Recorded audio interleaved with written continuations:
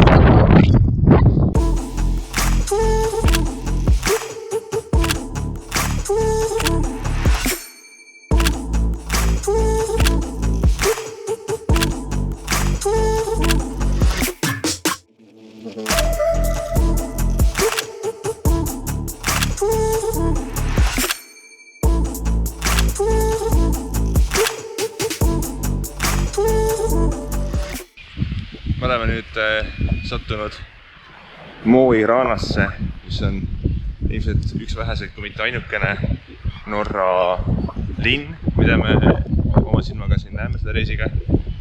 Käisime söömas meeldivaid Norra toite, nimelt käisime Bangkoki restoranis. Toit oli kallis, Sprite oli veel kallim, aga toit isest oli hea.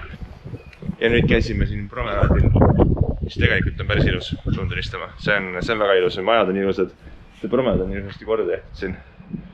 Et see on kindlasti vaatamisväärsus.